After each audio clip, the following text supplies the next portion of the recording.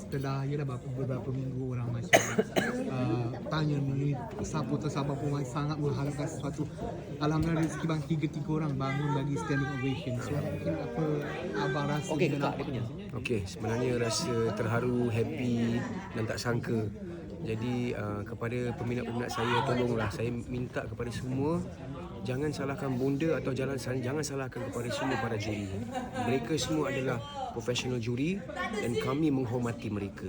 Tapi alhamdulillah bonda pada hari ini dah kasihkan saya standing ovation dan juga gebrek, dan kepada tiga-tiga juri saya ingin mengucapkan ribuan terima kasih kepada bonda, Tok Ram dan juga Tok Nas. Alhamdulillah, amin ya rabbal alamin. So mungkin ada juga yang beranggapan alangkah indahnya kalau malam ni ada malam final sebab nampak betapa abang memberikan yang terbaik. So apa abang boleh janji untuk next week seminggu je lagi bang untuk ke Okey, malam final? saya akan membuat persiapan segi fizikal dan juga mental.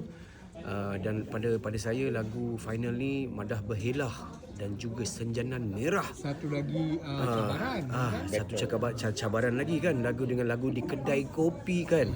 Pada saya ini ada satu cabaran yang besar. Jadi ada satu langkah lagi iaitu final.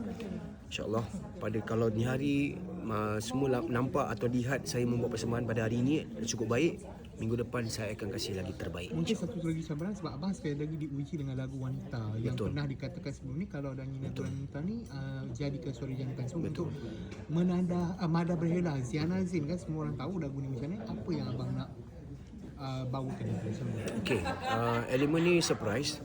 Tetapi saya akan cuba bagi yang terbaik. Pada saya Madah Berhelah ni ada memang lagu amat sukar. Saya cukup hormati Kak Ziana Zain kerana lagu dia semuanya memang memang orang cakap tu lagu final lah. Kalau lagu final mesti ada lagu-lagu Kak Ziana kat dalam. Dan juga saya terharu dapat menyanyikan lagu Madah Berhelah. Tak pernah saya bawa lagu ni.